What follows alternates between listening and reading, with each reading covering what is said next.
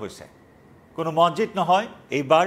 বিদ্যালয়ত গাবলৈ দিয়া হ'ল কোৰাণৰ সূৰা কোন কোন শিক্ষাৰ্থীক প্ৰাৰ্থনাৰ নামত কোৰাণৰ সূৰা গাবলৈ দিয়া এটা ভাইৰেল ভিডিঅ' আৰু তাৰ পিছতে সমগ্ৰ ৰাজ্যজুৰি প্ৰতিক্ৰিয়া আৰু সেই প্ৰতিক্ৰিয়াত হেও মানি অৱশেষত সেই বিদ্যালয়খনৰ প্ৰধান শিক্ষকে ক্ষমা খুজিবলৈ বাধ্য হ'ল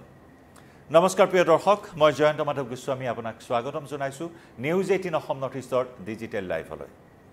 বিদ্যালয়ৰ প্ৰাৰ্থনা প্ৰতিখন শিক্ষানুষ্ঠানতে পাঠদান আৰম্ভ হোৱাৰ পূৰ্বে যে নিয়মীয়া প্ৰাৰ্থনা প্ৰক্ৰিয়া থাকে সেই প্ৰাৰ্থনাৰ নামত কোৰাণৰ সূৰা পঢ়িবলৈ দিয়া এটা বিতৰ্কিত বিষয় এখন শিক্ষানুষ্ঠানৰ কণ কণ ছাত্ৰ-ছাত্ৰীক প্ৰাৰ্থনাৰ সময়ত তেওঁলোকক সূৰা পঢ়িবলৈ দিয়া হৈছে যে ভিডিঅ' ইতিমধ্যে ছ'চিয়েল মিডিয়াত ভাইৰেল হৈ পৰিছিল সেই দৃশ্যটো আমি দেখুৱাইছো এয়া চাওক বিদ্যালয়ৰ চোতালত এইসকল কণ কণ শিক্ষাৰ্থীয়ে প্ৰাৰ্থনা আওৰাইছে আৰু সেই প্ৰাৰ্থনা আওৰোৱাৰ পিছত তেওঁলোকক কোৰাণৰ সূৰা পঢ়িবলৈ দিয়া হৈছে চাওক একেবাৰে কণ কণ শিক্ষাৰ্থী বিদ্যালয়ত তেওঁলোকৰ আদিপাঠ গ্ৰহণ কৰিবলৈ গৈছেহে মাথো এই কণ কণ শিশুসকলক এনেদৰে কোৰাণৰ সূৰা পঢ়িবলৈ এই শিক্ষা প্ৰদান কৰা হৈছে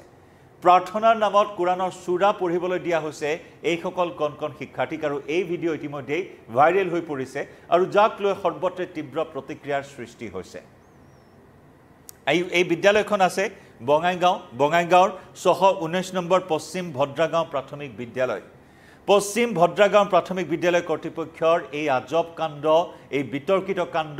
যাক লৈ তীব্ৰ প্ৰতিক্ৰিয়া য'ত নেকি কোৰাণৰ সূৰা গাবলৈ দিয়া হৈছে ৰাইজ তথা বিভিন্ন দল সংগঠনে ইয়াৰ তীব্ৰ বিৰোধিতা কৰিছে সমগ্ৰ বিষয়টো দৃষ্টিগোচৰ কৰা হৈছে আৰু য'ত নেকি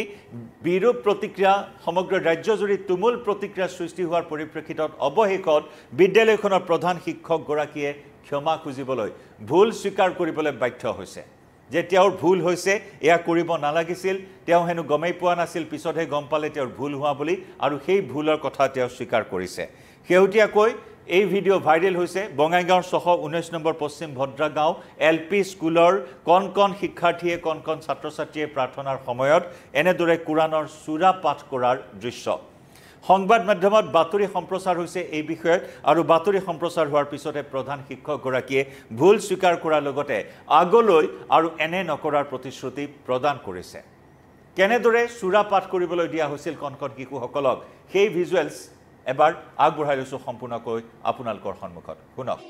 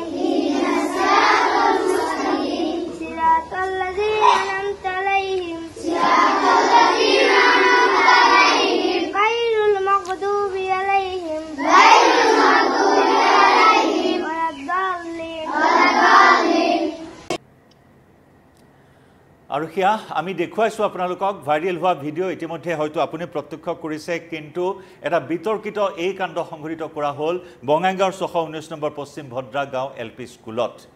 এয়া ভুল স্বীকাৰ কৰিছে ৰাইজৰ প্ৰতিক্ৰিয়া দল সংগঠনৰ প্ৰতিক্ৰিয়াৰ পিছত ভুল স্বীকাৰ কৰিছে প্ৰধান অধ্যক্ষগৰাকী কিন্তু ভুল স্বীকাৰ তেওঁ জানি শুনি এই ভুল কৰিছে নে অনিচ্ছাকৃতভাৱে তেওঁ এই ভুল কৰিছে তাকে লৈ এইখিনি মুহূৰ্তত কিন্তু ৰাইজৰ মাজতো প্ৰতিক্ৰিয়াৰ সৃষ্টি হোৱা পৰিলক্ষিত হৈছে কি ক'লে প্ৰধান শিক্ষকগৰাকীয়ে এই বিতৰ্কিত কাণ্ড সংঘটিত হোৱাৰ পিছত এই বিতৰ্কিত কাণ্ড সন্মুখলৈ অহাৰ পিছত কেনেদৰে নিজকে ভুল স্বীকাৰ কৰাৰ কথা উল্লেখ কৰিলে তেওঁ সেই ভাষ্য আমাৰ হাতত আছে আমি আগবঢ়াই লৈছো প্ৰধান শিক্ষকগৰাকীৰ মন্তব্য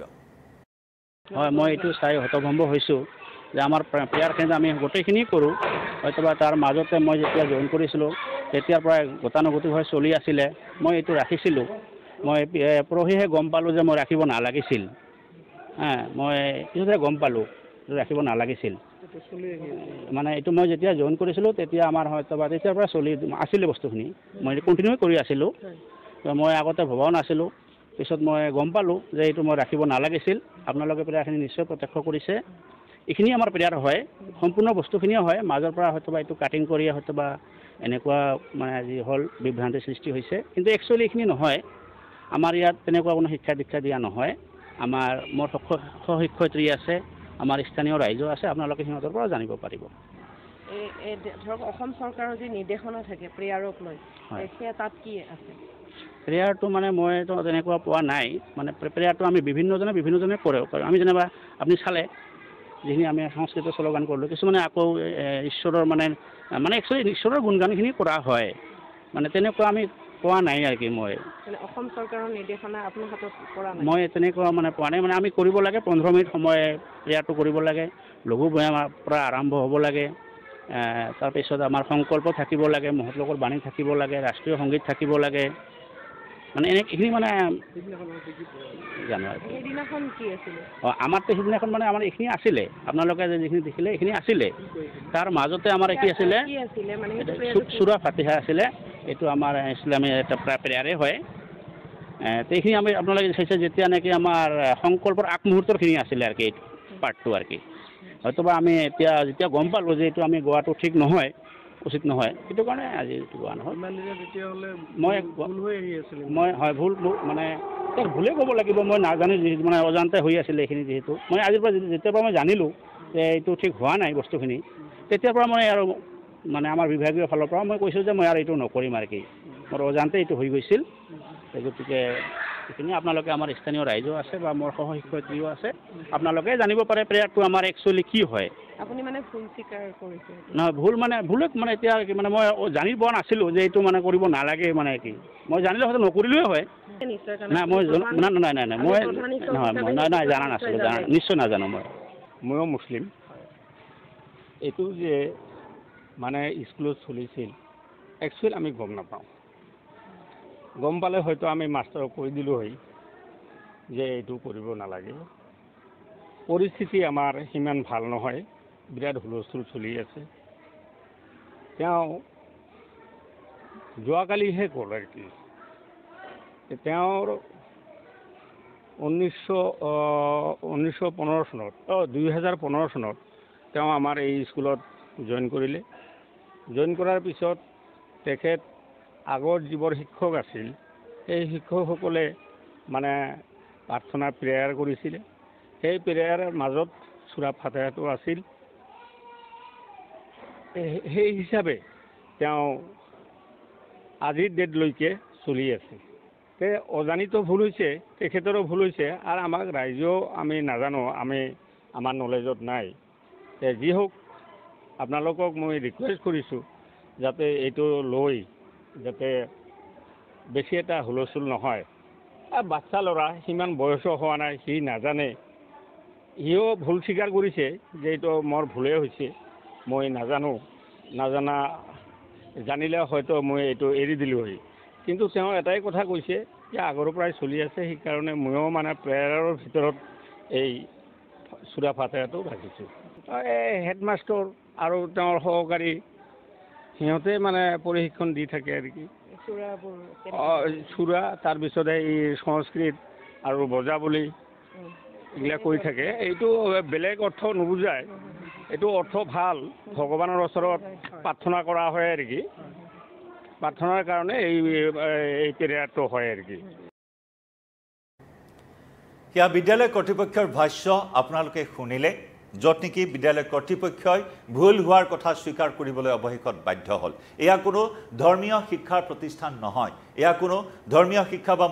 কোনো মাদ্ৰাছা নহয় য'ত নেকি শিক্ষাৰ নামত এনেধৰণৰ এটা কোৰাণৰ চূৰা পঢ়িবলৈ দিয়া এটা বিষয় স্বাভাৱিকতে এই বিষয়টোক লৈ প্ৰতিক্ৰিয়াৰ সৃষ্টি হৈছে যি নেকি কোনো মছজিদ কোনো মাদ্ৰাছা বা কোনো ধৰ্মীয় শিক্ষা প্ৰতিষ্ঠান নহয় এখন প্ৰাথমিক বিদ্যালয় য'ত নেকি প্ৰাৰ্থনা কৰা যিটো নিয়ম সেই নিয়মৰ পৰিৱৰ্তে গৈ কোৰাণৰ সূৰা পাঠ কৰিবলৈ দিয়া হ'ল চোতালত কণ কণ ছাত্ৰ ছাত্ৰীসকলক আৰু তাৰ পিছতে প্ৰবল প্ৰতিবাদ প্ৰবল প্ৰতিক্ৰিয়া আৰু তাৰ পিছত এয়া ক্ষমা প্ৰাৰ্থনা ভুল স্বীকাৰ কৰিলে বিদ্যালয় কৰ্তৃপক্ষই লগতে প্ৰতিশ্ৰুতি দিলে আগলৈ এনে ধৰণৰ কাণ্ড আৰু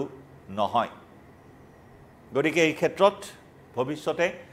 বিদ্যালয় কৰ্তৃপক্ষই আৰু কি ব্যৱস্থা গ্ৰহণ কৰে সেয়া লক্ষণীয় হ'ব সমান্তৰালকৈ অভিভাৱকসকলে এই বিষয়ত কেনেদৰে গুৰুত্ব প্ৰদান কৰে স্থানীয় দল সংগঠন স্থানীয় লোকসকলে এই বিষয়ত কেনেদৰে দৃষ্টি ৰাখে সেয়াও হ'ব লক্ষণীয় এই মুহূৰ্তত ডিজিটেল লাইভৰ পৰা বিদায় লৈছোঁ এই বিষয়টোত আপোনাৰ মতামত কি